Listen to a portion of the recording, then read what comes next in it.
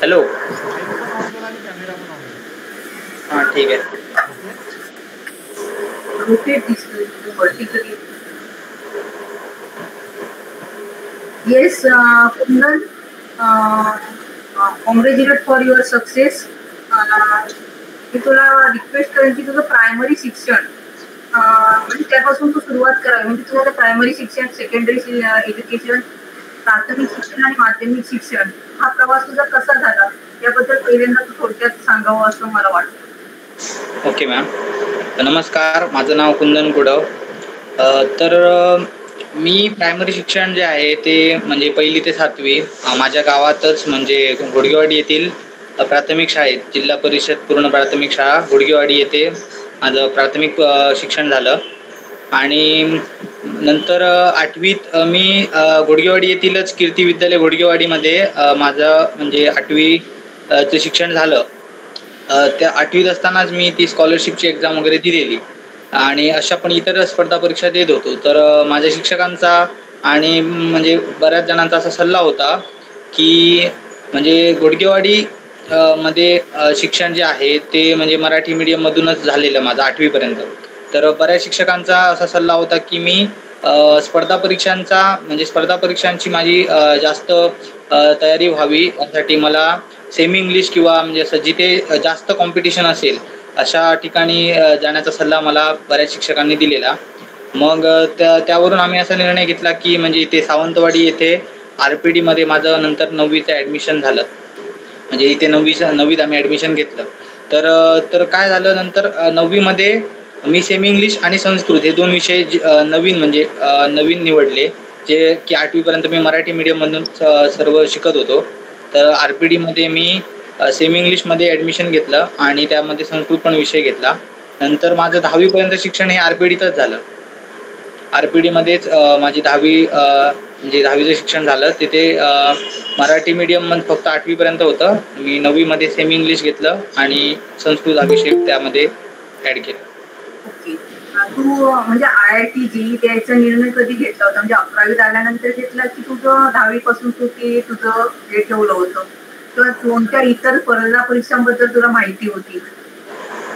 हां, तर 9वीत असताना NTSC म्हणून एक एक्झाम असते. तर त्या एक्झामबद्दल मला आमच्या शाळेतील श्री शृंगारे सरांनी आम्हाला सांगितलेलं की अशी एक एक्झाम असते जी नॅशनल लेवलची असते आणि 2 टप्प्यात ती होते. तर आणि त्याचा जो काठिण्य पातळी असते ती JEE एक्झामच्या म्हणजे त्या लेवलची असते. तर त्यावेळी आम्हाला म्हणजे त्यावेळी मी पहिल्यांदा त्या परीक्षेबद्दल ऐकलं. मी NTSC साठी म्हणजे फॉर्म भरलेला. तर मग त्यासाठी जेव्हा मी रिसर्च केला की काय काठिण्य पातळी असते किंवा JEE म्हणजे काय, तर त्यावेळी मला समजलं की असं इंजिनिअरिंग कॉलेजच्या प्रवेशाकरिता म्हणजे ती ऑल ओव्हर इंडिया जी एक एक्झाम घेतली जाते.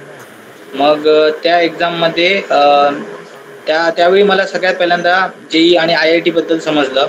तर नंतर मी 10वी मध्ये जेव्हा 10वी माझी सुरू होती तेव्हा 10वी नंतर काय करणार असा प्रश्न सामान्यतः विचारतात. तसं विचारल्यानंतर मी एक ते सेट केलेलं की म्हणजे 11वी-12वी सायन्स तर म्हणजे ते सगळेच करतात, त्यापेक्षा काहीतरी वेगळं करायचं असेल तर म्हणजे चांगलं इंजिनिअरिंग कॉलेज आणि म्हणजे JEE आणि IIT याच्याबद्दल एक अशी एक इमेज तयार झाली होती की IIT हे काहीतरी चॅलेंजिंग आहे आणि ते म्हणजे करायला पाहिजे असं.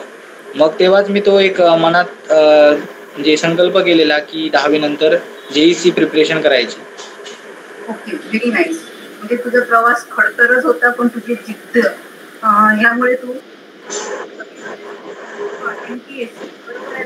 NTSC परीक्षा, पण तू परीक्षा दिली होतीस का NTSCची? कारण माझ्या मते 2 वर्षापूर्वी त्या परीक्षेचं रिन्युएशन करण्यासाठी ती 2 वर्षे एक्झाम पोस्टपोन करण्यात आली होती. मला वाटतं तुझ्या बॅचला पण हा फटका बसला असेल. पण तुझ्या बॅचमध्ये झाली होती ती परीक्षा? हो, माझ्या बॅचमध्ये झालेली. त्याच्यानंतर बॅच पासून म्हणजे गेली 2 वर्ष ती परीक्षा होत नाहीये. पण आता माझ्या मते मी आताच रिसेंट न्यूज आहे की यावर्षी पुन्हा ती परीक्षा स्टार्ट करण्याचा गव्हर्नमेंटचा निर्णय. म्हणजे मला इथं असलेल्या सांगायला खूप आवडते की ज्यांना माहित नाही अशाने NTSC, होमी-भाभा, प्रज्ञा प्रावीण्य ह्या परीक्षा आणि ऑलिम्पियाड्स ज्या नॅशनल लेवलच्या ऑलिम्पियाड ह्या परीक्षा तुमच्या JEE, NEET इतर ज्या स्पर्धा परीक्षा असतात आफ्टर 12 त्या दृष्टीने शालेय लेवलमध्ये खूप महत्वाचे आहेत. तर या ठिकाणी तुमचं बेसिक म्हणजे फाउंडेशन जे आहे ते बेस क्लिअर होतं. पण तुला ते समजलं, त्याच्यानंतर तू सर्च केलं, नंतर तू जेई मेन जेई मेन किंवा ऍडव्हान्स म्हणजे ह्या परीक्षेच्या तयारीला तू कधीपासून स्टार्ट केलंस? तर म्हणजे माझ्या या प्रवासामध्ये सुरुवातीलाच एक माझ्याकडून एक अशी चूक झाली. म्हणजे मी 10वीचा रिझल्ट, आमची 10वी जी होती ती 10वीची परीक्षा झाली नाही. आणि मी 2020-21च्या 10वीच्या बॅचला बिलॉंग करतो. म्हणजे मी त्या वर्षी 10वी माझी झाली. त्यावर्षी आमच्या परीक्षेच्या आधीच कोविड आला. मग ते तारीख पुढे वगैरे ढकलत गेली. पण ती शेवटी काय एक्झाम झाली नाही. मग आमचे 9वीचे 50% मार्क आणि 10वीचे जे प्रिलिम होते 50% मार्क, तेच मार्क आमचे कंबाईन करून आमचा रिझल्ट लागला. तर त्या प्रोसेसमध्ये जरा वेळ गेला. म्हणजे दरवर्षी मार्चमध्ये परीक्षा व्हायची आणि एप्रिल मे मध्ये म्हणजे रिझल्ट लागायचा. तर त्या वर्षी माझ्या मते साधारणतः जुलै एंडिंग मध्ये काहीतरी रिझल्ट लागलेला. तर तोपर्यंत म्हणजे माझ्या मनात होतं की म्हणजे हे करायचं आहे, रिझल्ट लागू दे, नंतर त्यानंतर कुठल्या तरी एका चांगल्या इन्स्टिट्यूटमध्ये म्हणजे असं ऍडमिशन घ्यायचं आणि जेईचं प्रिपरेशन सुरू करायचं. पण त्या वर्षी कोविड असल्यामुळे सगळीकडेच इन्स्टिट्यूट वगैरे बंद होत्या. मी कोटासारख्या ठिकाणी म्हणजे रिसर्च करून ठेवलेलं की इकडे जाऊ शकतो, म्हणजे या इन्स्टिट्यूट आहेत. पण त्यावेळी कोविड असल्यामुळे घरातूनच म्हणजे दूर पाठवण्याबद्दल म्हणजे विरोध होता. आणि मग त्यानंतर म्हणजे ते 10वीचा रिझल्ट ज्यावेळी लागला त्यावेळी मी असं 2-3 संस्थांमध्ये विचारलं की असं माझा 10वीचा रिझल्ट लागलेला आहे आणि मी तुमच्याकडे असं ऍडमिशन घेऊ इच्छितो. तर त्यांनी सांगितलं आम्ही असं कॉलवर ऍडमिशन देत नाहीत, मग तुम्हाला यावंच लागेल. किंवा काही इन्स्टिट्यूटनी सांगितलं की म्हणजे आता आमची 10वी नंतरचे म्हणजे ह्या वर्षीचे 11वीचे ऍडमिशन फुल झालेले आहेत आणि बऱ्यापैकी सिलेबस पण शिकवून झालाय, तर तुम्हाला आम्ही असं मध्येच ऍडमिशन देऊ शकत नाही. तर नंतर मी खूप हताश झालेलो. म्हणजे 2-3 कडे चौकशी केलेली, पण नंतर काय झालं, म्हणजे तिकडे जाण्यापेक्षा श्रद्धा इन्स्टिट्यूट इचलकरंजीमध्ये आहे, त्या इन्स्टिट्यूटमध्ये म्हणजे जायचं ठरलं. तर त्यांनी मला असा म्हणजे सल्ला दिला की आता ऑगस्ट आलेलाच आणि फेब्रुवारीमध्ये त्यांचे मार्चच्या एंडिंगला त्यांचे जे जेईचे ट्युशन्स होते ते सुरू झालेले. तर त्यांनी म्हटलं आता जर तू डायरेक्ट ऍडमिशन घेतलंस तर तू बेसिक जे पहिले चॅप्टर आहे, जे फाउंडेशन आहेत म्हणजे फिजिक्समध्ये, मॅथ्समध्ये, म्हणजे सगळ्या विषयात जे बेसिक चॅप्टर आहेत ते इकडे शिकवून झालेले आहेत. आणि तू जर मध्येच ऍडमिशन घेतलं तर तुला ते काय म्हणजे मध्ये तुला लिंक लागणार नाही. मग ठरवलं की 11वी मी इथेच करावी सावंतवाडीत आणि पुन्हा 1 वर्ष ड्रॉप घेऊन जेईची प्रिपरेशन करावी. मग ज्या वर्षी मी 12वीची एक्झाम द्यायला हवी ती मागच्या वर्षी, त्या वर्षी मी दिली नाही. त्या वर्षी मी फक्त जेईचा प्रिपरेशन करत होतो आणि मागच्या वर्षी मी 12वीचा फॉर्म भरला आणि यावर्षी मी 12वीची एक्झाम दिली जस्ट. तर त्यामुळे काय झालं, सगळ्यात पहिल्यांदा मी मागच्या वर्षीच जेईचा अटेम्प्ट दिला असता, परंतु 12वी झाली नाही, त्यामुळे मी यावर्षी जेईचा पहिला अटेम्प्ट दिला माझा. म्हणजे याच्या 12वी जेईचा आता तू म्हणजे आतापासून तर आता कसं आहे की एवढी कॉम्पिटिशन आहे, म्हणजे बऱ्याच ठिकाणी म्हणजे सिटी म्हणा किंवा ह्या ठिकाणी किंवा बाकीचे क्लासेस वगैरे आहेत, त्यामुळे बऱ्याच जणांमध्ये जेई नीट हे सध्या चालू आहे. त्यामुळे बरेच जण प्रिपरेशन म्हणजे 8वी पासूनच फाउंडेशन कोर्स वगैरे असं करतात. त्यामुळे तुझा हा प्रवास म्हणजे खरोखरच उल्लेखनीय आहे, जो खडतर आहे. परंतु 11वी मध्ये तुमचं कोविड आलं, म्हणजे तुला बाकीच्या ठिकाणी प्रवेश आधीच झालेला होता, सिलेबस तुला प्रवेश द्यायला त्यांनी नकार दिला. तर असं बरंच काय काय तू ह्याच्यातनं केलेलं आहे. आणि तरी असून म्हणजे तू खरंच खूप छान सक्सेस मिळवलं, त्याबद्दल तुझं पहिल्यांदा आधी अभिनंदन. आणि खरंच तुझा हा प्रवास सगळ्यांच्या दृष्टीने इन्स्पिरेशन आहे, महत्वाचं आहे.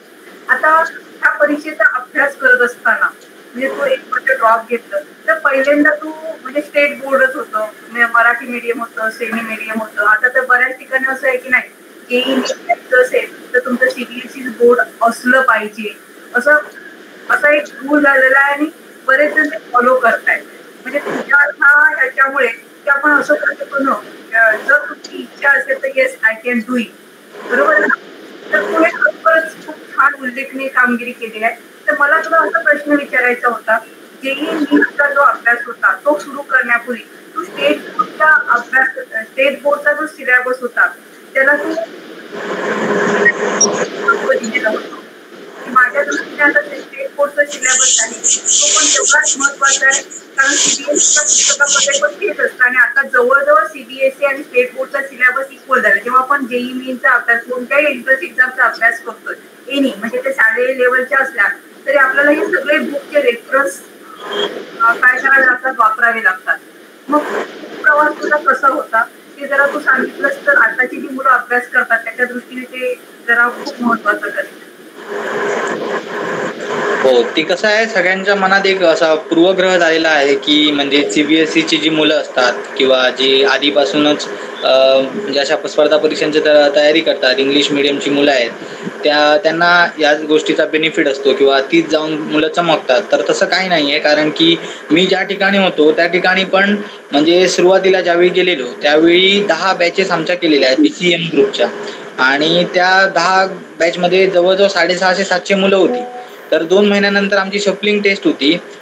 त्यावर म्हणजे त्यामध्ये कसं होतं, त्या 2 महिन्यात आम्हाला जे शिकवलं आणि जे आमचं 10वी पर्यंतचे बेसिक्स प्रॉब्लेम सॉल्विंग जे आहेत किंवा कन्सेप्ट आहेत, बेसिक फिजिक्स, केमिस्ट्री, मॅथ्स मधले, तर त्यावरती एक टेस्ट होती. म्हणजे मुलांची म्हणजे जी लेवल आहे ना ती तपासण्यासाठी एक शफलिंग टेस्ट घेतलेली आणि त्यानुसार त्यांनी बॅचेस रिशफल केलेल्या. म्हणजे 2 बॅचेस ज्या होत्या त्या फक्त ॲडव्हान्ससाठी शिकवणार, बाकीच्या 5 बॅचेस होत्या त्या मेन्ससाठी शिकवणार आणि बाकीच्या उरलेल्या 2 बॅच आहेत ना त्या CET साठी. मग त्यावेळी कसं होतं, म्हणजे माझ्या मनात पण एक तीच दडपण होतं जे सहसा या बाकीच्या मुलांमध्ये पण असेल, की मी ज्या वेळी तिकडे गेलेलो त्या वर्गात सगळ्यांना विचारायचो, तर सगळे काही जण 8वी पासून फाउंडेशन जेईची तयारी करत होते, काही जण CBSE ICSE बोर्ड मधले जे विद्यार्थी होते ते माझ्यासोबत होते. आणि वर्गात पण ज्यावेळी ते आम्हाला शिकवायचे, ज्यावेळी आमचं जस्ट सुरू झालेलं बेसिक शिकवायला, तर त्यावेळी सुद्धा त्यांचा रिस्पॉन्स जो होता ना तो म्हणजे असा मला बघून भीती वाटायची की यांना हे आताच एवढं येते तर नंतर मग म्हणजे त्या शफलिंग टेस्टला माझं काय होईल, मी कुठपर्यंत माझा म्हणजे जो हे आहे तो निकाल कुठपर्यंत लागेल. तर मी घरी पण फोन केलेला, मी सांगत होतो असं आमच्या इकडे कॉम्पिटिशन भरपूर आहे आणि मला वाटत नाही की मी ॲडव्हान्सच्या बॅचमध्ये सिलेक्ट होईल. मग काय झालं की 2 महिन्यावर होती टेस्ट, 2 महिने जे शिकवणार त्यावर होतं. पण मी हार नाही मानली, कारण की 10वी पर्यंत मी एवढ्या स्पर्धा परीक्षा दिलेल्या आणि एक मनात माझ्या होतं की जर म्हणजे मनाशी आपण जर ठाम निर्णय केला ना तर म्हणजे ते आपण शक्य करू शकतो. आणि मी याआधी सुद्धा बऱ्याच स्पर्धा परीक्षा दिल्या होत्या, त्यावेळी पण मला असं वाटलं होतं की हे माझ्याकडून होणार नाही. परंतु कसं असतं, ते मनात हरण्यापेक्षा आपण एक्झाम देईपर्यंत 100% द्यायचा आणि नंतर जे होईल ते बघता येईल, असं माझं आधीपासून होतं. मग त्यावेळी पण मी तसंच केलं. 2 महिने जे आम्हाला शिकवत होते बेसिक, त्या पूर्ण त्याची प्रॅक्टिस केली आणि शफलिंग टेस्ट जेव्हा झाली तेव्हा पूर्ण 750 मुलांमध्ये माझा 3रा नंबर होता आणि माझा ॲडव्हान्सच्या बॅचमध्ये सिलेक्शन झालेलं. त्यावेळी मला पण विश्वास बसला नव्हता की म्हणजे एवढी CBSEच्या मुलांना मी मागे घातलं. तर त्यात मी असं सांगू शकतो की जे आपण स्टेट बोर्ड जे शिकतो ते काही कमी नाहीये, म्हणजे असं त्याला आपण कमी म्हणू शकत नाही. जे आहे ते आपण जर पूर्ण डेप्थमध्ये जाऊन जर शिकलो ना तर CBSE आणि स्टेट किंवा बाकीच्या बोर्डमध्ये आपल्याला एवढासा फरक वाटणार नाही. मी ज्यावेळी बाकीच्या बोर्डचे नंतर आम्हाला जेव्हा 11th-12thचे NCERT फॉलो करायला सांगितलेली, त्यावेळी मी जेव्हा फॉलो केलं आणि बोर्डच्या वेळी आम्हाला बोर्ड टेक्स्टबुकचा पण अभ्यास करावा लागतो बोर्डच्या एक्झामला. तर मी जवळजवळ म्हणजे सगळ्या बोर्डच्या टेक्स्टबुक माझ्या नजरेखालून गेल्यात. तर मला असं जाणवलं की काठिण्य पातळीमध्ये एवढा असा फरक नसतो. जर आपण सुरुवातीपासून जर जे आपल्या सोबत आहे म्हणजे जे स्टेट बोर्ड असेल किंवा जे आपल्या हातात आहे ते जर डेप्थ मध्ये केलं तर नंतर त्याचा नक्कीच आपल्याला फायदा होतो. खरंच खूप इन्स्पिरेशनल आहे तुझं हे बोलणं. आणि म्हणजे आताच्या मुलांच्या दृष्टीने पण म्हणजे तुम्हाला जो काय अभ्यास करायचा आहे, समजा मला एखादा टॉपिक जर मला अभ्यासाचा असेल तर तो टॉपिक त्याच्या मुळापर्यंत जावं. बरं, मग त्याच्यासाठी तुम्ही कोणतेही बुक्स जी आहेत ती मॅक्झिमम बुक्स तुम्ही रेफर करावे आणि स्वतःचे नोट्स स्वतः काढावे. आणि तुमच्याकडे जर जिद्द असेल तर तुम्ही काही करू शकता. म्हणजे खरोखरच तू म्हणतोयस की म्हणजे 3-4 महिने तू लेट ऍडमिशन घेऊन पण तू पहिल्या 3 मध्ये आलास, ते खरोखरच कौतुकास्पद होतं आणि तुझ्यासाठी पॉझिटिव्ह एनर्जी देणारी होती. आणि जेव्हा तुला एनर्जी मिळाली त्यावेळी त्या एनर्जीला तू कुठे मध्ये फाटा न देता त्या एनर्जीचं म्हणजे potential energy is converted into kinetic energy. म्हणजे खूप छान. खरंच हे सगळ्यांसाठी इन्स्पिरेशनल आहे की तुम्ही तुमचं टार्गेट जर ठरवलं तर सगळ्यात महत्वाचं असतं म्हणजे तुम्ही जे काय ठरवता म्हणजे बाकीचे तुमच्यावर घेत असतात कष्ट, म्हणजे ह्याच्यासाठी मला हा क्लास तो क्लास, याच्यापेक्षा 100% तुमच्यावर सगळं यश तुमचं अवलंबून आहे. हे तुझ्या बोलण्यातून थोडस मला दिसून येईल. खरंच खूप खूप अभिनंदन तुमचं. येस मागून काहीतरी प्रश्न विचारत. तर कुंदन, मी असं बघतोय की बहुतेक पालक हे चांगल्या चांगल्या संस्थेमध्ये आपल्या मुलाला ॲडमिशन दिलं की आपली जबाबदारी संपली म्हणतात. म्हणजे चांगल्या इन्स्टिट्यूटमध्ये मिळालं की आपल्याला त्याची जेई ॲडव्हान्स मेन्स किंवा नीटमध्ये प्रवेश काय मिळणार नक्की होणार असं म्हणतात. ओके, तर तुझा काय अनुभव आहे? कारण जनरली काय होतं की विद्यार्थी आपला हार्डवर्क करतो, डेडिकेशन किती असतं, शेवटी शिक्षक किती चांगला असला तरी विद्यार्थ्यावर असतं की आपण किती काय करतो, म्हणजे आपले कन्सेप्ट किती क्लिअर आहेत किंवा आपण हार्डवर्क किती करतो किंवा एखाद्या सब्जेक्टसाठी आपण किती वेळ देतो, कशा प्रकारे अभ्यास करतो. तर या बाबतीत इथे पालक पण असतील थोडे, त्यांना तू काय सल्ला देईल? आणि दुसरा यालाच जोडून मी सांगतोय की समजा एखाद्याने ऑनलाईन अभ्यास केला आणि ऑफलाईन केला, त्याच्यामध्ये काय फरक होऊ शकेल? कारण आता आपण ऑनलाईनमध्ये बघतोय की चांगले चांगले फॅकल्टी देशभरातले आपल्याला त्याच्यात अवेलेबल होत आहेत. तर त्याचा कितपत मुलावर फायदा आणि तोटा काय होऊ शकेल ऑफलाईन आणि ऑनलाईनचा?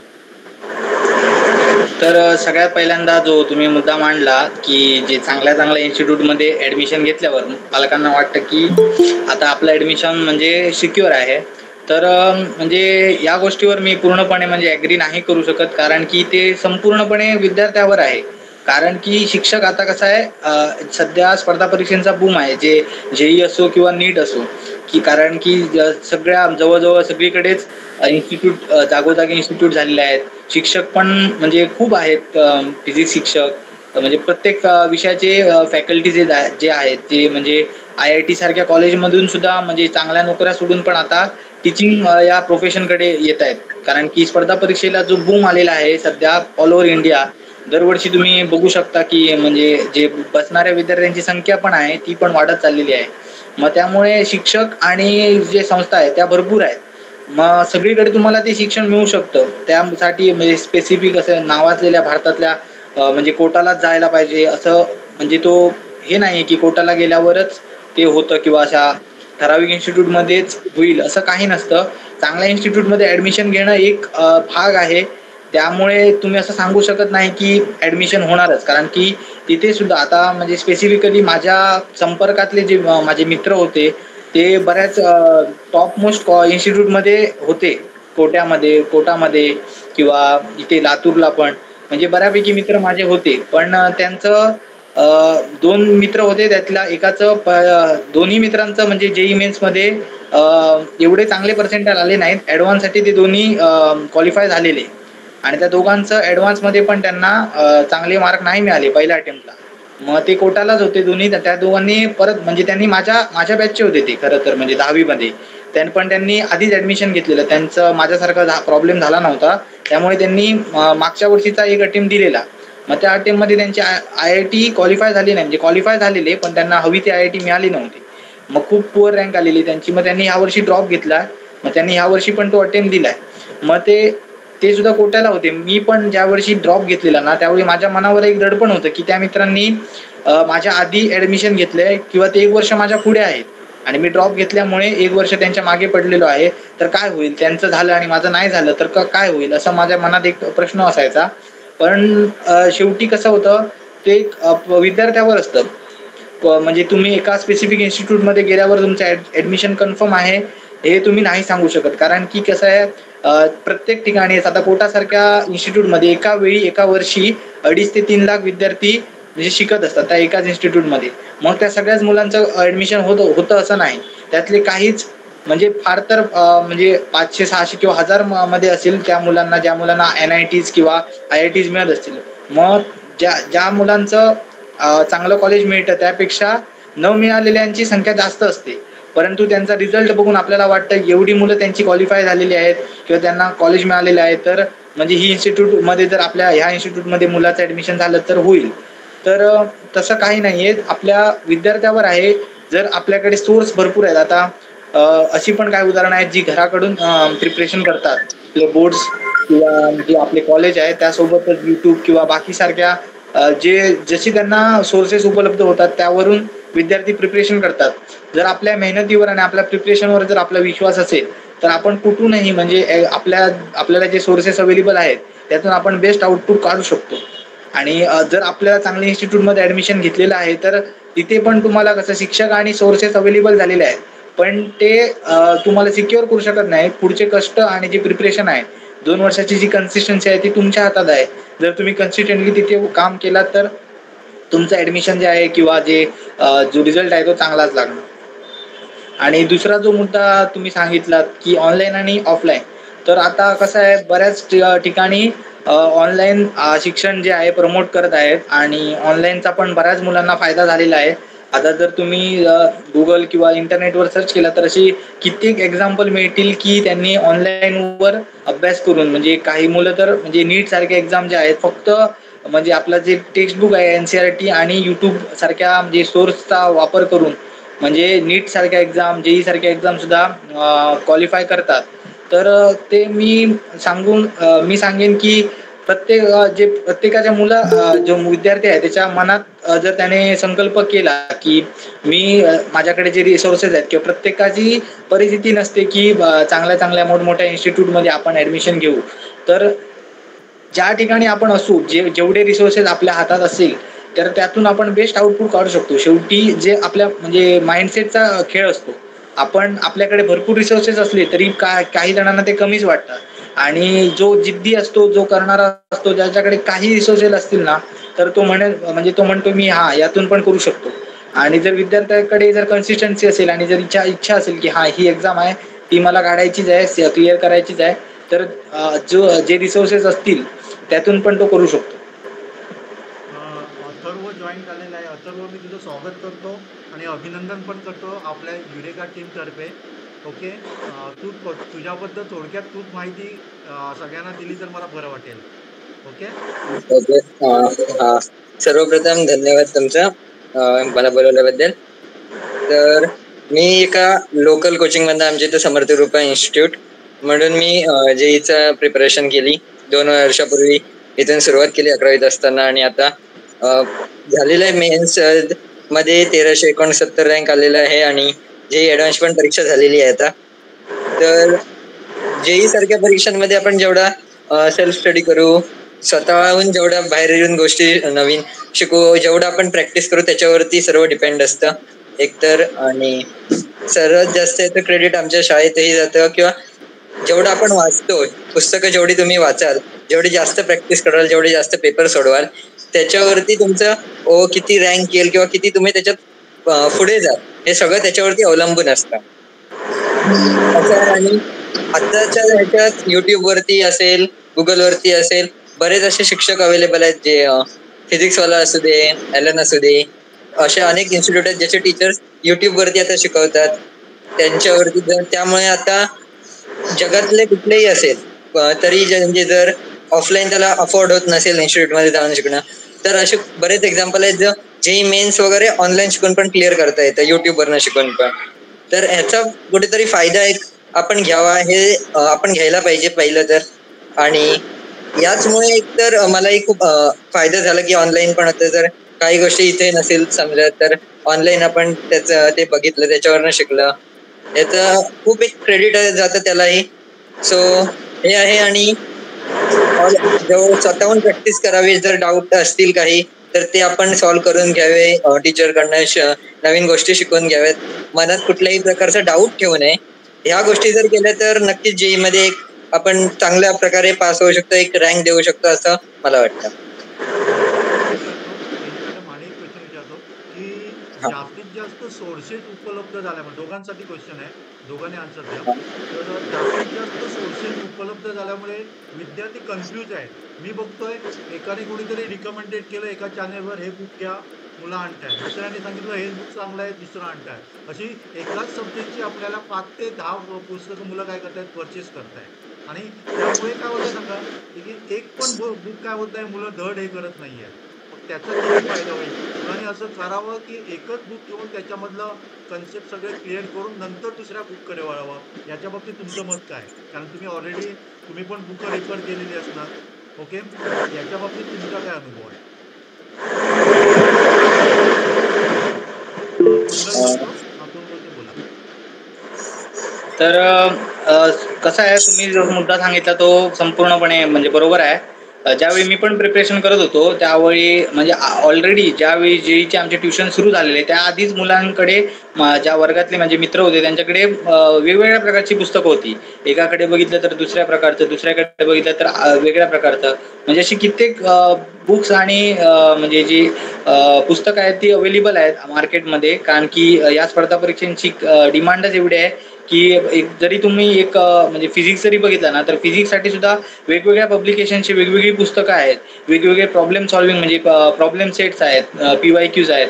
मग आपण कन्फ्यूज होतो की म्हणजे यातलं कुठलं रेफर करावं. काही जण सगळीच पुस्तकं घेऊन टाकतात.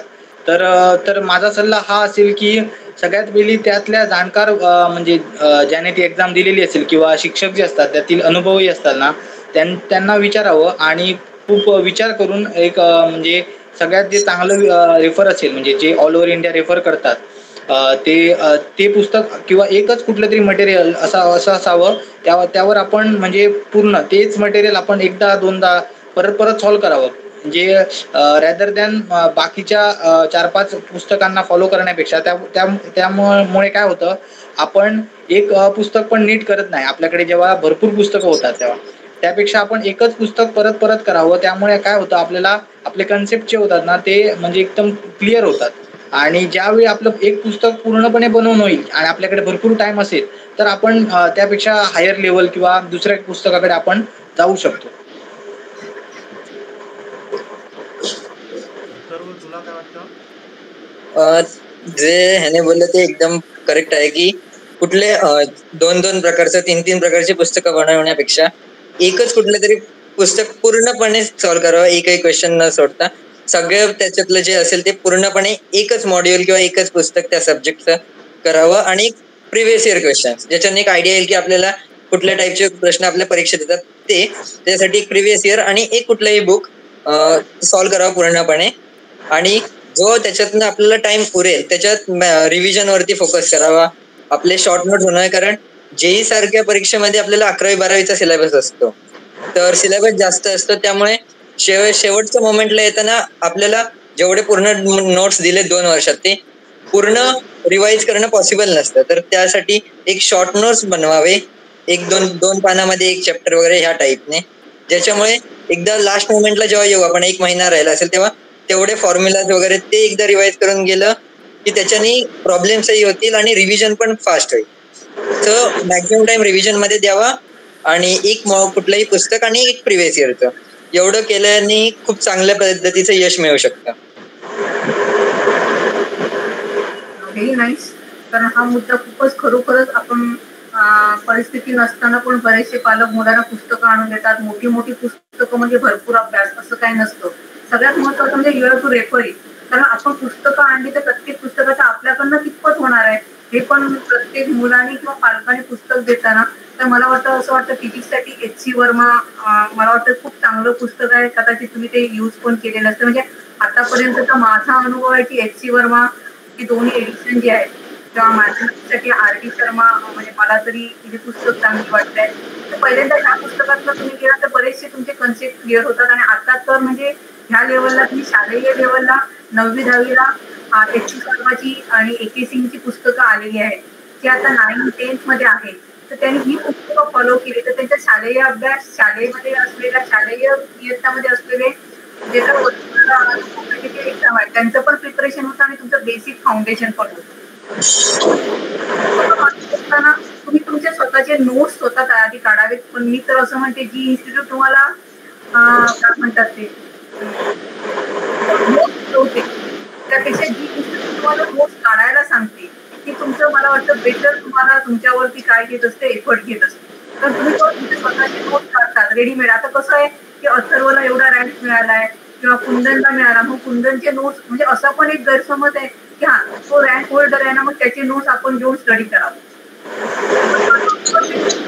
किती ठरवतात तुमच्या मनामध्ये किती असतं दॅट इज व्हेरी इम्पॉर्टंट. आता ह्या दोघांच्या बोलण्यातनं आपल्याला लक्षात येते की तुमचं टार्गेट काय आहे आणि तुम्ही ते टार्गेट नुसतं ठरवलेलं नाही तर त्या दृष्टीने तुम्ही किती हार्डवर्क करता. शेवटी सगळं तुमच्यावर आहे आणि तुम्ही मनापासून केलं तर सगळं होऊ शकतं.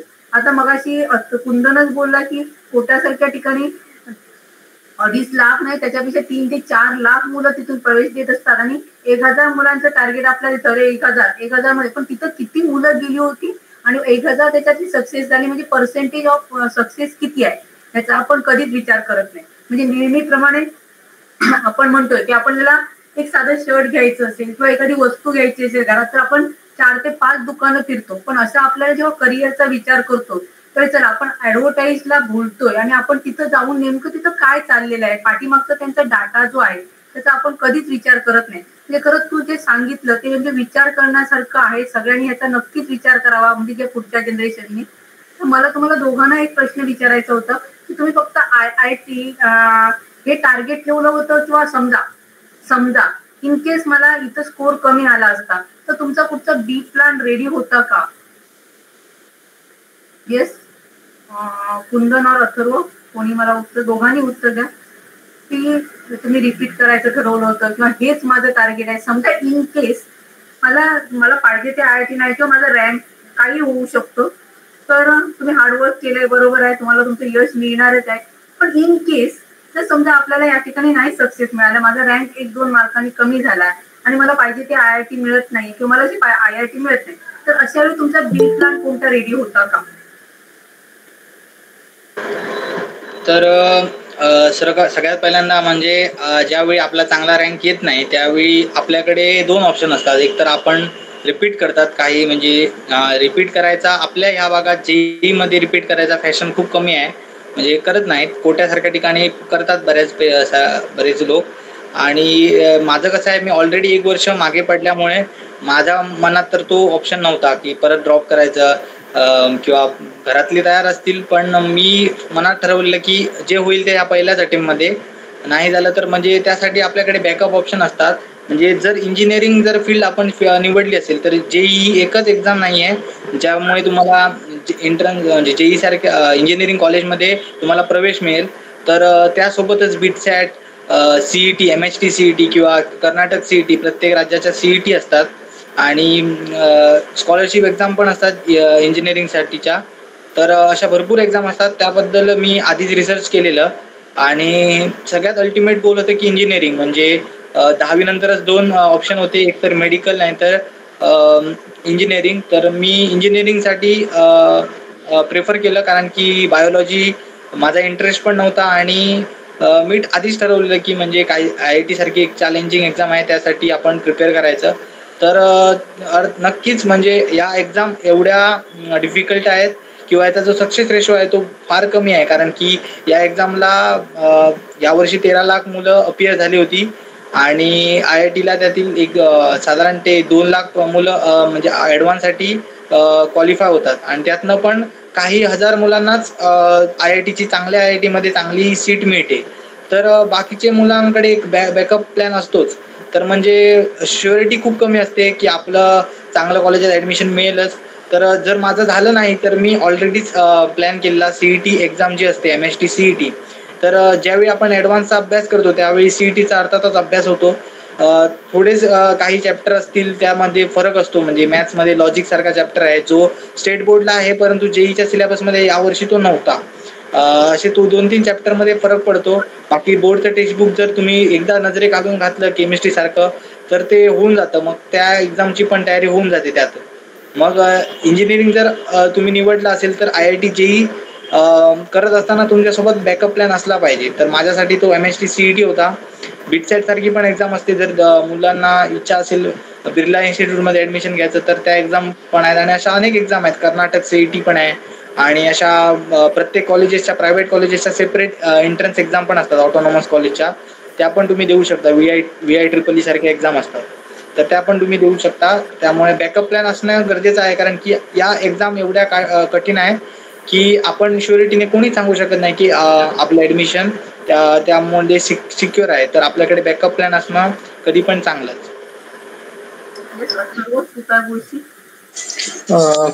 मी जरी अजून ऍडव्हान्स एक्झाम होईपर्यंत त्या गोष्टीचा विचार केला नव्हता की पहिलं तर हे होतं की आता IIT JEE म्हणजे JEE करतोय तर त्यावरती पूर्ण फोकस करावा.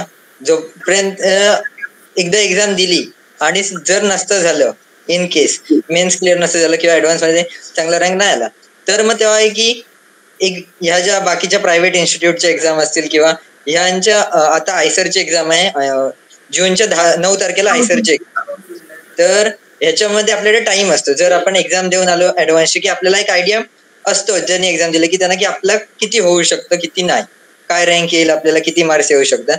तर जोपर्यंत आपण एक टार्गेट घेऊन चालावं, एक की मी हे पण करेन, हे नाही झालं तर हे करेन, एक्झाम होईपर्यंत याचा जास्त विचार करू नये माझ्या अंदाजे.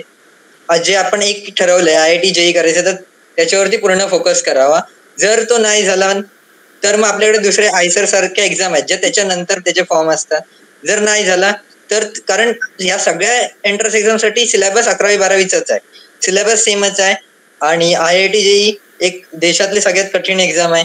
सो त्या एक्झामचा जेव्हा तुम्ही स्टडी करता तेव्हा ह्या ज्या बाकीच्या एक्झाम आहे त्याचा पण स्टडी झालेला असतो. सो ती IIT JEE ची एक्झाम झाल्यानंतर, JEE ऍडव्हान्स झाल्यानंतर आपल्याकडे वेळ आहे ती एक्झाम देण्याचा. जर IIT JEE नाही झालं, JEE ऍडव्हान्स नाही झालं तर त्याच्यानंतर ह्या एक्झामचा विचार एक ठेवावा की ह्या एक्झाम आहेत आपल्याकडे, ड्रॉप घ्यायच्या आधी ह्या एक्झाम द्यावा.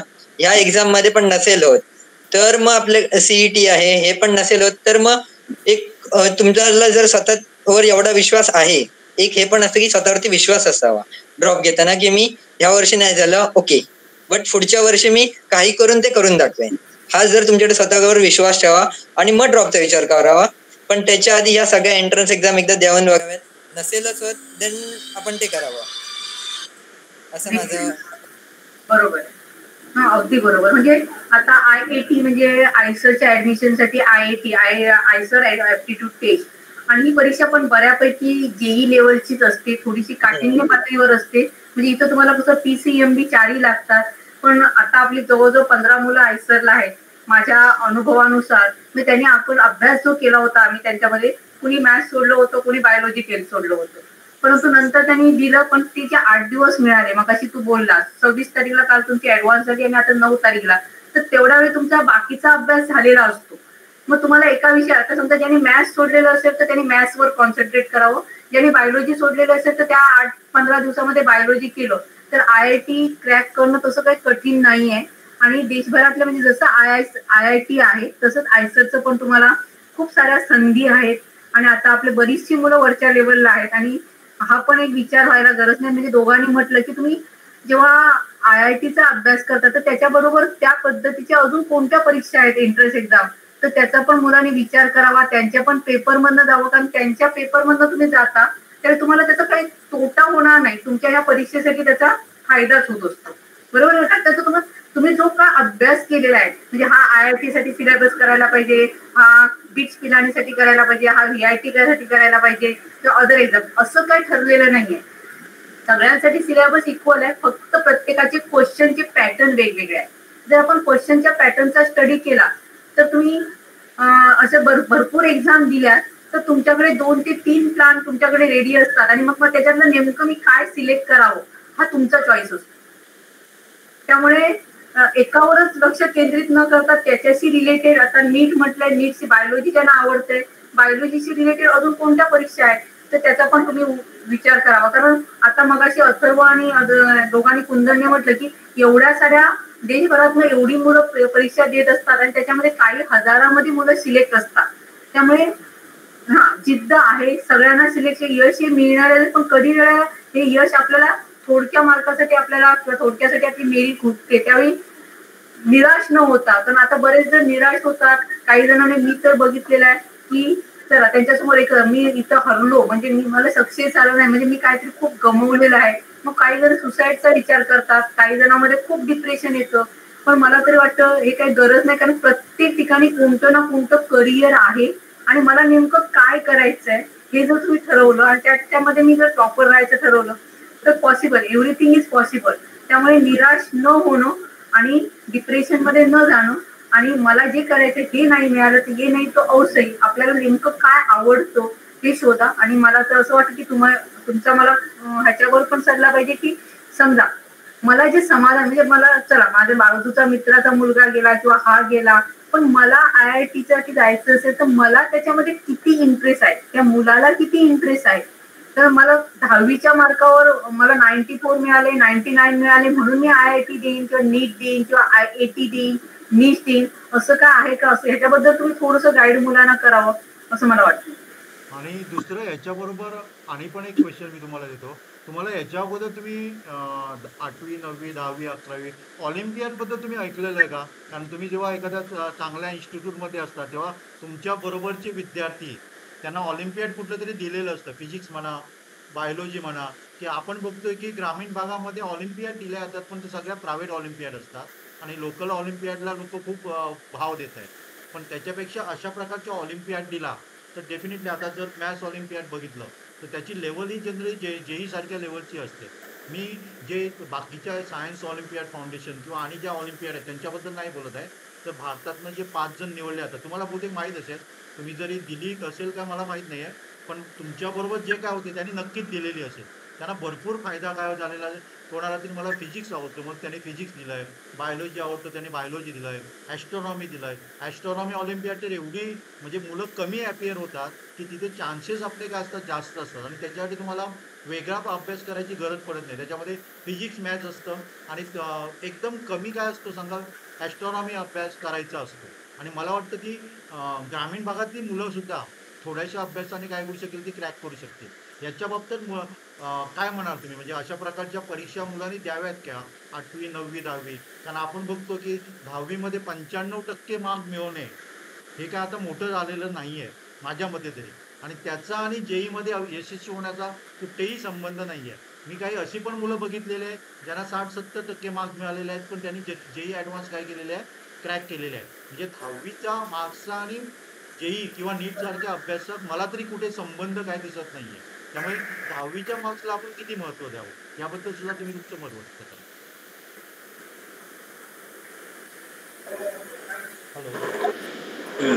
तर सर, तुम्ही जे मुद्दा मांडला तो बरोबर आहे. अर्थातच म्हणजे 10वीची एक्झाम जी आहे ती थेरी बेस्ड आहे, म्हणजे त्यामध्ये आपले थेरी चेक होते, किती गोष्ट आपण लक्षात ठेवू शकतो किंवा आपण कशा गोष्टी रिप्रेझेंट करू शकतो. बोर्डच्या एक्झामला जे हाच क्रायटेरिया आहे, त्यामध्ये आपल्याला असं सांगतात, कदाचित ते एवढं मॅटर पण करत नसेल की आपला हँडरायटिंग, आपला नीटनेटकेपणा. म्हणजे 10वीचा एक्झाम जो आहे तो आपण जसा 1ली ते 10वी शिकत आलेलो असतो. एक काही धडे असतात, त्या धड्याखालचे क्वेश्चन असतात, त्या धड्यावर थेरी विचारतात. ती थेरी आपण आपल्या शब्दात किंवा आपण जे नवनीत किंवा जे रेफर करतो त्यानुसार आपण पाठ करून सुद्धा आपण लिहितो. तर आणि काही क्वेश्चन फिक्स असतात की हे क्वेश्चन येतात किंवा ह्या टॉपिकवर तर क्वेश्चन येतो, मग ते आपल्याला माहिती असतं की काय लिहायचं. तर आणि त्यामध्ये 10वीमध्ये पर्सेंटेज मिळवून आता म्हणजे तुम्ही सांगितलं तसं इझी झालेलं आहे.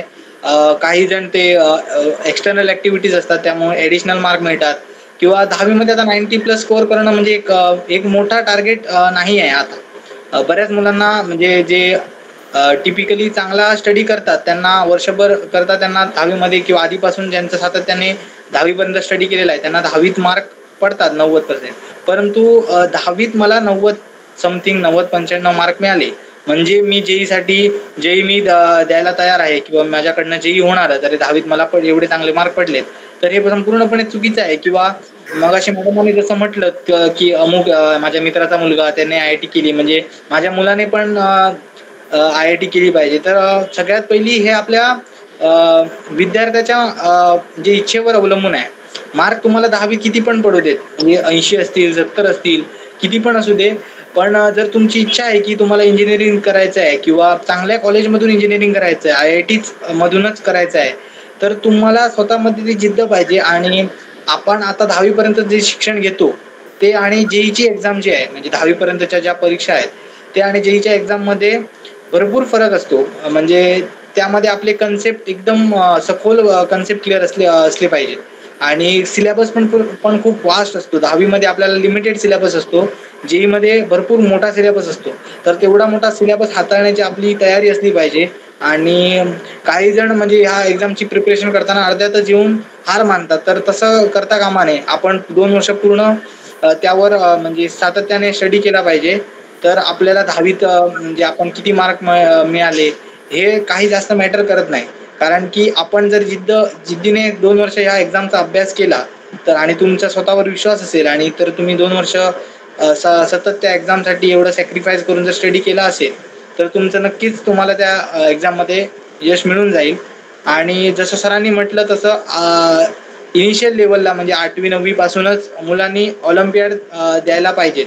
कारण की मी ज्या ठिकाणी या प्रिपरेशन या एक्झामचा प्रिपरेशन केला त्या ठिकाणी माझे जे कॉम्पिटिटर्स होते, जे माझे मित्र होते, त्यांनी सगळ्यांनी या ऑलिम्पियाड दिल्या होत्या. अनलकीली मी यासारख्या ऑलिम्पियाड एक्झाम दिल्या नव्हत्या. म्हणजे काहीच थोड्या एक्झाम ऑलिम्पियाड एक्झामच्या मी संपर्कात आलेलो. त्यामध्ये सगळ्यात मोठी एक्झाम माझ्या मते ती NTSCचीच असावी, जी मी 9वीत दिलेली.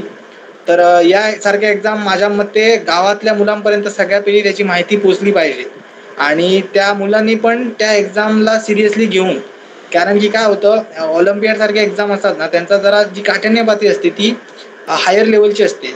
त्यामुळे सगळ्यात पहिल्यांदा मुलं मी सुद्धा ज्यावेळी NTSCचा एक्झाम करत होतो, प्रिपरेशन करत होतो, त्यावेळी मला समजलं की अरे आपण जे स्टेट बोर्डमध्ये जे शिकतोय ते म्हणजे त्यालाच लागून जे क्वेश्चन विचारतायत, परंतु त्यामध्ये जी थिंकिंग लेवल आहे ती जरा जास्त डिमांड करतात. म्हणजे आपण मुलांनी अजून जास्त विचार करायला पाहिजे. त्यासारख्या म्हणजे मोठमोठ्या एंट्रन्स एक्झामसाठी ती एक्झाम जी असते ती मुलांना तयार करत असते. तर गावातल्या मुलांपर्यंत माझ्या मते या एक्झामची माहिती पोचणं खरंच गरजेचं आहे. कारण की मी सुद्धा एका साध्या गावातनं बिलॉंग करतो. तर मला पण असं माहिती आहे की माझ्यासोबत जे मित्र होते त्यामध्ये सुद्धा भरपूर असं कॅलिबर होतं, परंतु त्यांना लॅक ऑफ म्हणतात तसं ऑपॉर्च्युनिटीज आणि त्यामुळे त्या मुलांना कसं झालं, त्या मुलांनी म्हणजे पुढे विचारच केला नाही, जे हा बाबा 12वी नंतर काय करायचं, मग गोवामध्ये वगैरे कुठे पण कामाला जातात. तर त्यांना ते एक डायरेक्शन मिळणं गरजेचं आहे. आणि जर त्यांनी ऑलिम्पियाड सारख्या एक्झाम जर दिल्या तर माझ्या मते त्यांना नक्कीच खूप फायदा होईल पुढच्या एंट्रन्स एक्झामला, असं मी सांगेन.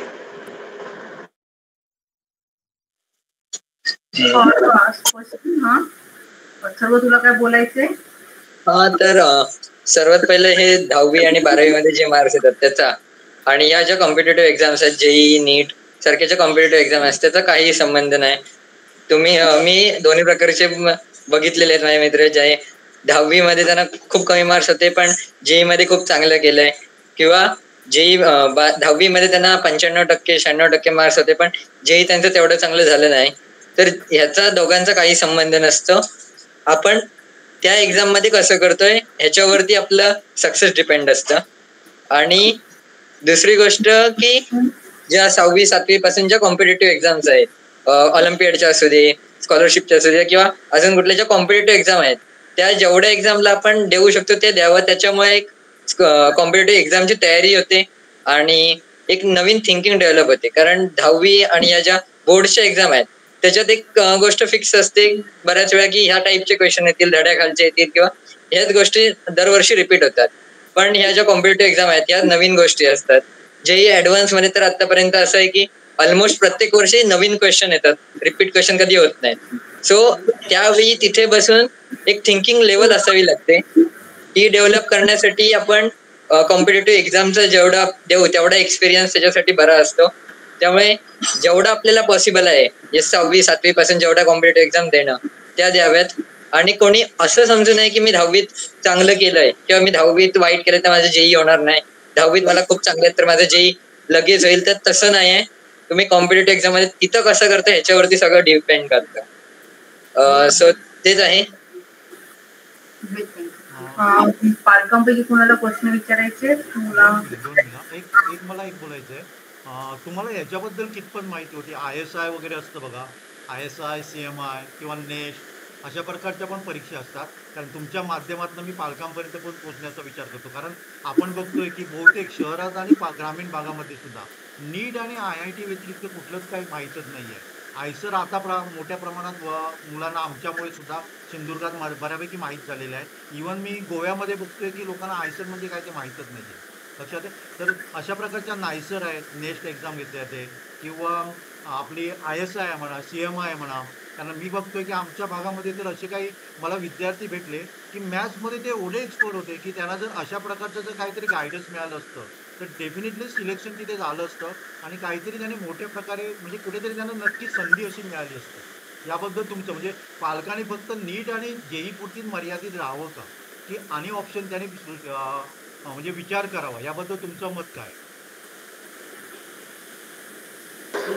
अर्थातच जर जसं तुम्ही सांगितलं म्हणजे ज्या बाकीच्या एक्झाम्स आहेत आयसर किंवा बाकीच्या ज्या तुम्ही एक्झामचा उल्लेख केला, तर ज्यावेळी मी त्या ठिकाणी इचलकरंजीमध्ये प्रिपरेशन करत होतो, तर त्या इन्स्टिट्यूटमध्ये अशी मुलं होती शेवटपर्यंत जी ॲडव्हान्समध्ये जी राहिली, त्या अशी मुलं होती की त्यांनी आधीपासूनच म्हणजे भरपूर एक्झामचा स्टडी केलेला, म्हणजे ऑलिम्पियाड सारख्या एक्झामच्या म्हणजे त्यांनी स्टडी केलेला.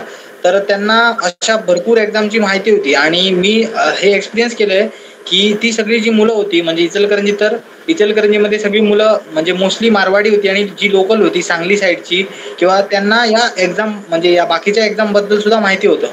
तर डिस्कशन करताना आमच्यामध्ये म्हणजे असं म्हणायचं, तू अमुक अमुक एक्झाम दिलेली का? तर मी त्यावेळी माझं म्हणजे हेच प्रतिक्रिया असायची की अशी पण एक्झाम असते का? तर मी तर पहिल्यांदा ज्या एक्झाम बद्दल ऐकतोय. तर अशा भरपूर एक्झाम असतात ज्या म्हणजे प्रायमरी लेवल पासूनच मुलांना अशा मोठमोठ्या एक्झामसाठी प्रिपेअर करतात. तर त्या एक्झाम बद्दल आपल्याला माहित नसतं. म्हणजे मला या गोष्टीची खरंच खंत वाटली की आपल्या या भागातील मुलांना या एक्झाम बद्दल माहिती नसतं. तर अशा भरपूर एक्झाम असतात. म्हणजे आता IIT JEE आणि नीट या स्पर्धा परीक्षांना खूप महत्त्व म्हणजे मिळालेलं आहे या अलीकडच्या काळात. परंतु असं नाहीये की IIT मधूनच झालेला किंवा IIT आणि नीट हे दोन जे एक्झाम करणारेच सक्सेसफुल होतात. काही जण वेगवेगळे म्हणजे आता MBA सारखे कोर्सेस आहेत, मग त्यामध्ये सुद्धा भरपूर CA सारखे एक्झाम असतात. मग म्हणजे प्रत्येक फील्डमध्ये खूप एक्झाम्स आहेत. आता कॉम्पिटिटिव्ह जग झालेलं आहे, तर भरपूर एक्झाम्स आहेत. तर आपल्याला ज्या क्षेत्रात इंटरेस्ट आहे तर त्या क्षेत्रात आपल्याला जाण्यासाठी किंवा आपलं समजा मॅथ्स बरं आहे, तर सरांनी सांगितलं काही जणांचं मॅथ्स चांगलं असतं, काही जणांना एक विषय आवडत नाही. जसं आता मला बायोलॉजी आवडत नव्हतं म्हणून मी नीट JEE कडे वळलो. तर असं काही जणांचं मॅथ्स खूप चांगलं असतं. तर मॅथ्स एका विषयावर किंवा आपल्याला काही जणांना एरोस्पेसमध्ये इंटरेस्ट असतो, तर त्या क्षेत्रात आपण कसं एका चांगल्या लेवलला जाऊ शकतो. तर त्या एक्झाम्स त्या क्षेत्रामध्ये मध्ये कोणत्या चांगल्या एक्झाम्स आहेत, मग त्यातून आपण कोणत्या चांगल्या इन्स्टिट्यूटमध्ये किंवा चांगलं करिअर बनवू शकतो. तर त्या एक्झामबद्दल आपण सखोल रिसर्च करणं किंवा त्या मुलांपर्यंत ती एक माहिती पोहोचणं गरजेचं आहे. तर त्या क्षेत्रातील आपल्याला मग आपण चांगलं सक्सेस आपण मिळवू शकतो असं मला वाटतं. फक्त यात असं आहे की जेव्हा तुम्ही JEE प्रिपरेशन स्टार्ट करता 11वी मध्ये, त्याच्या आधी एकदा आपण या सर्व गोष्टी पालकांनी असू दे किंवा कोण त्यांचे टीचर्स असतील किंवा जे आपल्या ओळखीमध्ये जर कोण असेल तज्ञ, त्याच्याकडनं एकदा माहिती घ्यावी की कुठल्या कुठल्या प्रकारच्या एक्झाम्स आहेत, याच्यावरती थोडा विचार करावा, जेणेकरून जर पुढे गरज पडली तर आपल्याकडे प्लॅन रेडी असावा. कारण मी बघितलं इथं खेडमध्ये पण असे अनेक विद्यार्थी होते माझ्या क्लासमध्ये ज्यांना माहिती नव्हतं की अजून कुठल्या बऱ्याच प्रकारच्या एक्झाम असतात, आयसर असू दे किंवा बिटसेट असू दे, अशा एक्झाम असतात याची माहिती जनरली कोणाला नसते. काय इथे असं आहे गावात की IIT किंवा नीट ह्याच्याबद्दल पण एवढ्या लोकांना जास्त माहित नाही. सो ह्याच्याबद्दल एकदा आपण सल्ले घ्यावे तज्ञांचा, पालकांनी थोडं रिसर्च करावं आणि मग डिसिजन घ्यावं. खूप सुंदर माहिती तुम्ही दिली. पालकांची खूप वेळ झाला. पालकांना कोणाला विचारायचं तर विचारा बघा, क्वेश्चन काय विचारायचे त्यांना. Hello,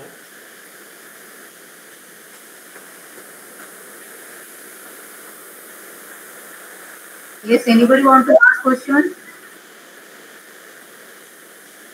Yes, parents. विचारायचं आहे का?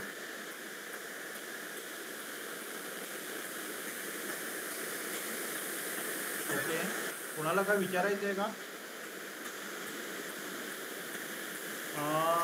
दोघांना पण क्वेश्चन आहे. कुठलं ब्रँच तुम्ही प्रिफर कराल? कुठला म्हणजे तुम्ही काय कॉलेज एखादं बघणार आहे का ब्रँच बघणार आहे, काय करणार आहे पुढे? कारण बहुतेक थोड्या दिवसात आता ॲडव्हान्सचा रिझल्ट पण येईल. ओके, मग तुमचा कुठे आहे, तुम्ही कुठे जायचं नक्की केलं? ब्रँच बघणार की कॉलेज बघणार आहे? हॅलो, तर आता रिझल्ट थोड्या दिवसात लागणारच आहे. तर मी सगळ्या एक्झाम दिलेल्या आहेत, JEE ॲडव्हान्स, JEE मेन्स आणि CET पण दिलेली आहे. तर आता बघूया रिझल्टवर आहे. जसं तुम्ही सांगितलं, जर IIT पहिल्या 7 ज्या IITs आहेत, जसं आम्हाला म्हणजे मार्गदर्शन केलं आहे, पहिल्या 7 IIT मध्ये डिसेंट ब्रांच जर मिळत असेल तुम्हाला, आणि जर तुम्हाला फक्त IIT जर तुमचं ध्येय असेल, जर मी IIT मध्ये जाऊन कुठली पण ब्रांच मिळेल मी त्यामध्ये इंजिनिअरिंग करायला तयार आहे. तर पहिल्या चांगल्या IIT मध्ये डिसेंट ब्रांच तुम्ही सिलेक्ट करू शकता. तर माझं पण तसंच आहे. पहिल्या 7 IIT मध्ये जर म्हणजे ज्या ओल्ड IITs म्हणतात त्यामध्ये जर एक डिसेंट ब्रांच म्हणजे कोअर ब्रांच पाहिजे तसंच नाही, म्हणजे जी इलेक्ट्रिकल असू दे, ENTC असू दे, केमिकल इंजिनिअरिंग, म्हणजे अशा ज्या ब्रांचेस आहेत त्यामध्ये मी प्रिफर करेन. जर रँक कमी आला आणि या 7 IIT मध्ये जर मला डिसेंट ब्रांच मिळत नसेल तर मी NIT मध्ये जे इलेक्ट्रिकल म्हणजे ज्या कोअर ब्रांचेस आहेत ना त्यामध्येच हे करेन, रेफर करेन. आणि तरी नाही झालं तरी माझ्या मते मी चांगल्या कॉलेजसाठी म्हणजे मी ब्रांच सॅक्रिफाईस नाही करणार आहे, असं माझं म्हणजे आधीपासूनच आहे. कारण की माझे आता संपर्कात IIT बॉम्बेमध्ये शिकणारे पण आहेत, IIT दिल्लीमध्ये, IIT मद्रासमध्ये पण आहे, की आमच्या इन्स्टिट्यूटमधले जे आमची सिनियर बॅच होती त्यामधले संपर्कात आहेत. आणि असे माझे इतर मित्र पण आहेत, त्यांच्याशी मी हल्लीच 2-3 दिवसापूर्वी सल्ला घेतला. तर एक माझा मित्र होता IIT बॉम्बेमध्ये मेटलर्जी करत आहे. तर त्याची रँक कमी आलेली, म्हणजे जेवढी त्याने एक्सपेक्ट केलेली त्यापेक्षा कमी आलेली. परंतु त्याच्या घरातनं असं एक सांगितलेलं की तू IITच घे, 2 वर्ष ज्यासाठी प्रिपरेशन केलं आहेस IITच घे. तर त्याने IIT बॉम्बे मेटलर्जी घेतली आणि तो आता खूप आहे. म्हणजे असं काही नाही आहे की म्हणजे तो तिकडे जाऊन त्याला हे होणार नाही. परंतु त्याने मला सल्ला दिला की एका म्हणजे IIT साठी तुला बॉम्बेमध्ये जायचं असेल म्हणून तू ब्रांच सॅक्रिफाईस करू नको. जर तुला दुसऱ्या IIT मध्ये मिळते, जर तुला म्हणजे अदर स्टेटमध्ये आहे, काही मुलं म्हणजे माझं तर असं होतं की मला IIT बॉम्बेमध्ये चांगली ब्रांच मिळावी, कारण की घरापासून खूप दूर जाणं पण माझ्या मनात नव्हतं. तर आता बघूया काय होतं रिझल्ट. पण जर पहिल्या 7 IIT मध्ये जर मला डिसेंट ब्रांच मिळत असेल तर मग मी आउट ऑफ स्टेट पण जायला तयार आहे. नाहीतर जर इथे जर मिळत नसेल तर NITच, आणि नाहीतर मग CET मधून कुठलं पण म्हणजे चांगल्या कॉलेजमध्ये CS कॉम्प्युटर सायन्समध्ये जाऊ. कारण की आता AI आणि त्याचा आता सध्या क्रेज आहे रोबोटिक्समध्ये. तर ज्या कॉलेजमध्ये AI वगैरे असेल तर त्या कॉलेजमध्ये मी तो कोर्स सिलेक्ट करेन. माझं असं आहे की एक रँक एक्सपेक्ट केलेला जर तेवढा आला तर त्या रँक वरती काही मी ब्रँचेस डिसाईड केले आहेत की आताच्या मार्केटमध्ये ज्याची गरज आहे, की ज्याला स्कोप आहे पुढे 4 वर्षानंतर ज्याला स्कोप असेल, अशा काही ब्रँचेस आहेत. जर टॉप 7 IITs मध्ये किंवा त्या ह्याच्यात जर त्या मिळत असतील तर त्या मी घेईन.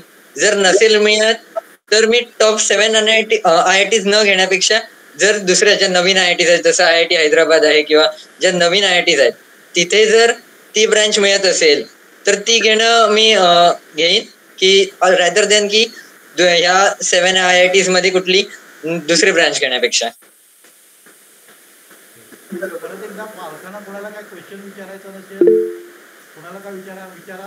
नाही अनिश नाही. हॅलो सर, मला विचारायचं होतं की JEE मेन्स साठी कुठची म्हणजे पुस्तकांची नावं तरी सांगू शकतात का तुम्ही? मी त्यांनी पण सांगितलं आणि मी पण सांगितलं, पुस्तकाची नावं ही प्रत्येक जण तुम्हाला वेगवेगळी सांगणार आहे. प्रत्येक जण तुम्हाला काय वाटतं, हे कुंदन आणि हे अथर्व ते म्हणतंय का तुम्ही एखादं सांगा नाव त्यांना?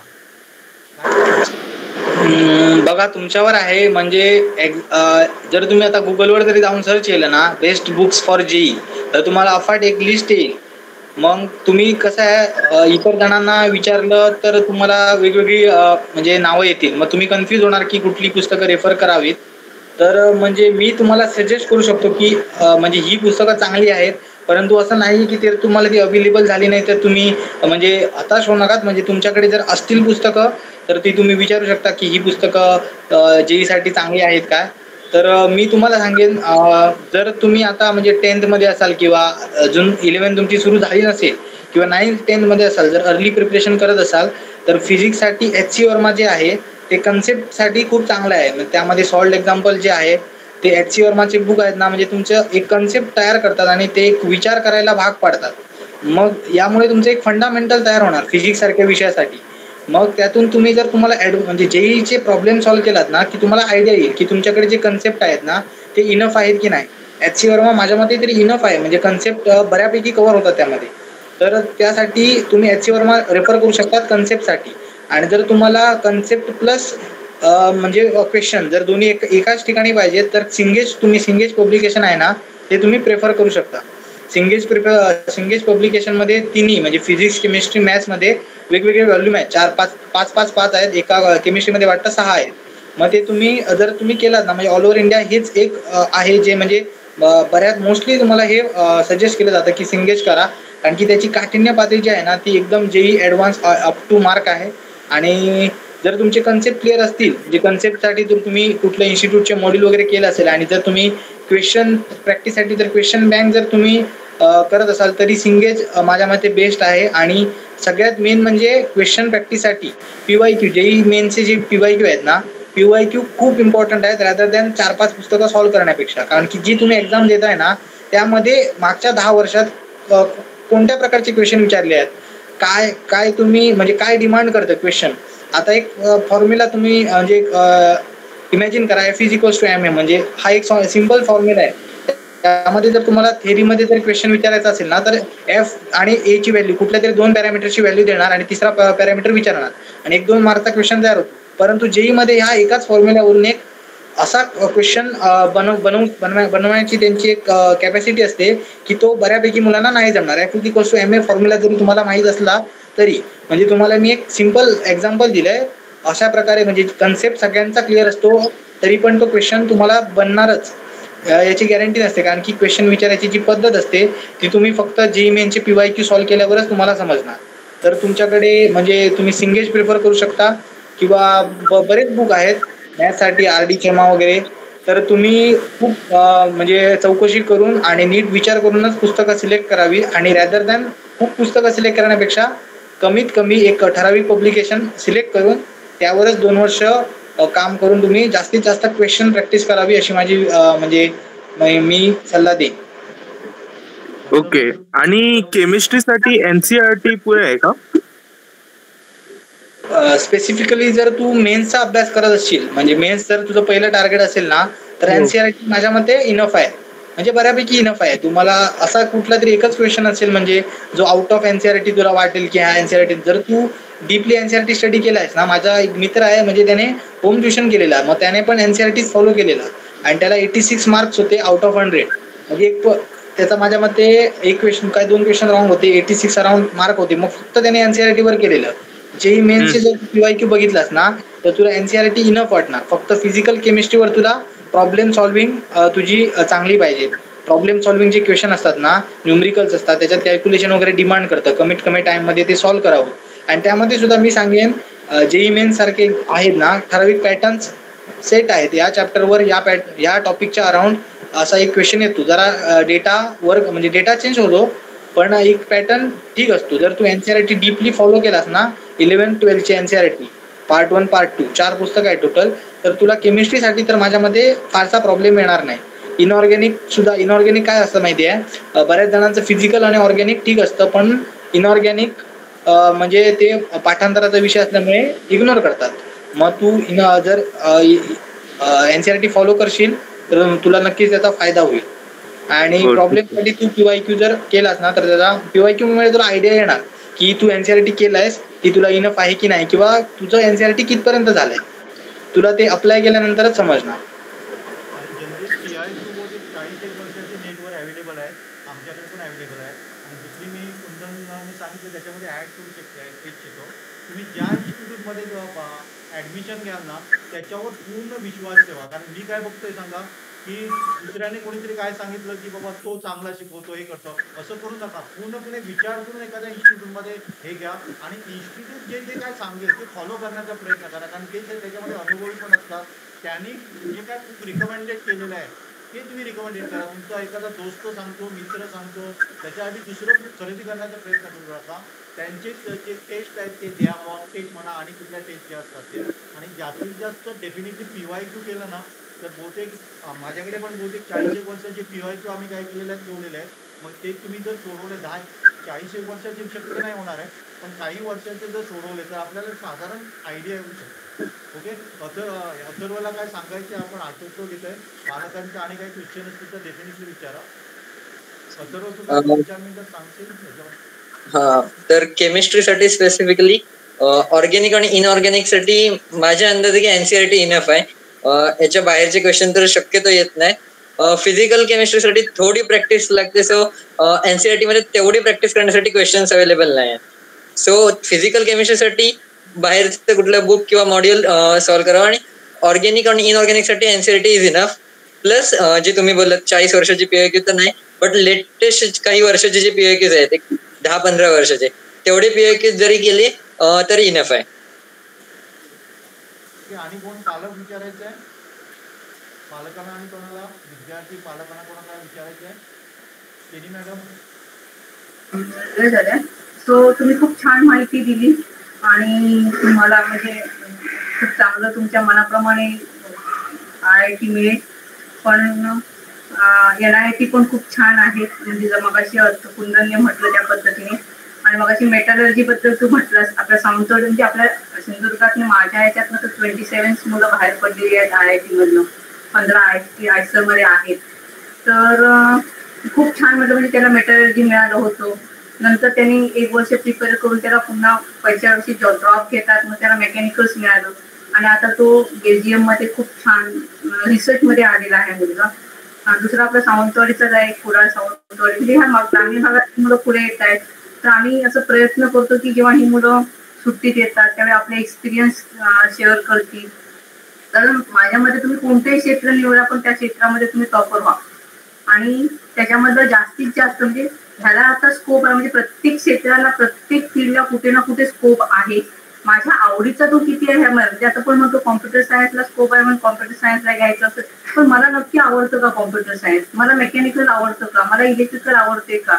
म्हणजे मला कोणतं ट्रेड आवडतं? मला आता वाटतं इकॉनॉमिक्स हे पण IIT पवईकडे आलेले आहेत. आणि आम्ही आता म्हणजे गेली इंडियनच्या संपर्कात आल्यानंतर गेल्या वर्षीपासून म्हणजे युरेकाचं जे 15 वर्षाचं काम झालेलं आहे त्याच्यानंतर गेल्या वर्षी आम्ही 20 मुलांना, गेल्या वर्षी नाही 2021 मध्ये 20 मुलांना आम्ही IITच्या कॅम्पसमध्ये 2 दिवस मुलांना ठेवलं होतं. आणि त्याच्यावर त्यांचे बरेचसे लेक्चर झाले होते.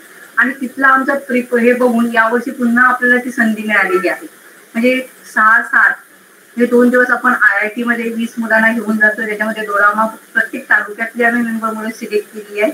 आणि 1 दिवस आम्ही HBCSE मध्ये असणार आहे. म्हणजे याचा नक्कीच फायदा, म्हणजे नेमका IIT म्हणजे नेमकं काय असतं, SBCA म्हणजे काय असतं, IISER म्हणजे काय असतं, IITM म्हणजे काय असतं, की जेव्हा तुम्ही तिथं जाऊन बघाल आणि हे जर तुम्ही 9वी-10वी मध्ये बघितला तर I think it will be very easy for you to decide about your career and all about the exam. तेव्हा होतं तर दुसरा सांगतो म्हणून नव्हे तर मी तेव्हा तिथं जाऊन बघणार की नेमकं मला मेडिकलला जायचं. पण मेडिकलला जाताना सगळ्यांना विचार काय करणार, मला डॉक्टर बनायचंय. पण नीट का द्यायची हेच माहित नाही. मग नीट देताना त्याचं प्रिपरेशन कसं करायचं ह्याच्यासाठी जर मगाशी म्हटल्याप्रमाणे जर तुम्ही केलं त्या पद्धतीने जर ठरवलं तर काही होऊ शकतं, जसं अथर्व आणि कुंदनने केलं. कारण कोणत्याही मोठ्या क्लासेसचा आधार न घेता ज्याच्यावर आपण विश्वास ठेवला त्यांनी लेट जाऊन पण त्यांनी तो करू शकला. म्हणजे मी आता कॉन्फिडन्स स्वतःमधला लूज न करता तुमचं कॉन्फिडन्स डेव्हलप करणं हे खूप महत्वाचं आहे. हे दोघांनी त्यांच्या ह्या यशातनं सिद्ध केलेलं आहे. मला असं वाटतं की मला बऱ्याच जणांकडून असं आलंय की फिजिक्सचा पेपर ऍडव्हान्सचा डिफिकल्ट होता. तुमचा कसं झाला दोघांचा पेपर? हा अथर्व, कुंदन. फिजिक्स तिघांच्या कम्पॅरिझन मध्ये थोडं फिजिक्स आहे ना डिफिकल्ट साईडवर होतं. बरोबर, म्हणजे as compare to the last year and last previous year माझ्या मते तर दिस इयर ह्या वर्षीचा फिजिक्सचा पेपर थोडासा डिफिकल्ट होता. पण जाऊ दे, स्लाइटली डिफिकल्ट म्हणू शकता लास्ट इयर पेक्षा पण. आणि फिजिक्स केमिस्ट्री मॅथ्स मध्ये मला जरा फिजिक्स डिफिकल्ट वाटलं. म्हणजे बऱ्याच जणांकडून मी बघितलं तर फिजिक्सचा पेपर पण जसा तुमचा पेपर एखादा कठीण असेल तर तेवढं मेरिट पण खाली येते, तेवढं पण होतं. म्हणजे असं काय नसतं किंवा ह्याच्यामध्ये जर तुम्ही वेळ झाले सगळ्यांनाच म्हणजे मोस्ट ऑफ द जेवढा मी बघितलं तर मोस्ट ऑफ द मी सांगितलं फिजिक्सचा पेपर कठीण होता. जर असं पूर्ण ऑल ओव्हर जर झालेलं असेल तर कदाचित मेरिट खाली येऊ शकते. म्हणजे असं काय नाही, त्याचा काय रँकिंगवर परिणाम होत नाही. पण तुम्ही जर ठरवलं असेल तर you can do it. So तुम्हाला खूप छान सुयश चिंतने आणि तुम्ही पुन्हा IITला प्रवेश घेतल्यानंतर पुन्हा एकदा तिथले अनुभव सांगण्यासाठी मुलांच्या भेटीला याल अशी मी अपेक्षा करते. आणि खूप खूप आभार. आणि इथं जे प्रेझेंट आहे त्या सगळ्यांचं पण आभार. All the best. सर्व कुंदन ऑल दी बेस्ट. तसंच पालकांचं पण मी आभार मानतो कारण त्यांनी जवळजवळ आमच्याबरोबर जवळजवळ 1.5 तास घालवला. ओके, तुम्ही पण तुमच्या मुलांसाठी चांगला म्हणजे विचार करा, कुठे जायचं आहे मुलावर तुमचे विचार मांडू नका, त्याला कुठलं आवडतं त्याच्यासाठी आपण वेगवेगळ्या इन्स्टिट्यूटला भेट देण्याचा प्रयत्न करा 8वी 9वी 10वीमध्ये. कारण नीट आणि जेई म्हणजे सर्वोच्च नाही आहे, त्याच्या व्यतिरिक्त काय आहे ते शोधण्याचा प्रयत्न करा आणि त्यांना जे आवडतं ते द्या. नक्कीच मला कुंदन आणि अथर्वला सांगायला आवडेल की तुम्ही परत आमच्याकडे यायचं आहे मुलांना मार्गदर्शन, कारण तुम्ही पण ग्रामीण भागातला आहे, तुम्हाला पण सध्या ग्रामीण भागातली स्थिती काय आहे ती माहीत आहे. शहरातल्या मुलांना मार्गदर्शन मिळतं आहे, पण ग्रामीण भागातल्या मुलांना मिळत नाही आहे. त्यामुळे टॅलेंट तिथे झाकलं जातं आहे. त्यामुळे तुम्ही यशस्वी झालात तसेच तुमच्या गावातली तुमच्या भागातली मुलं कशाप्रकारे यशस्वी होतील याच्यासाठी डेफिनेटली तुम्ही मार्गदर्शन करालच, याबद्दल मला खात्री वाटते.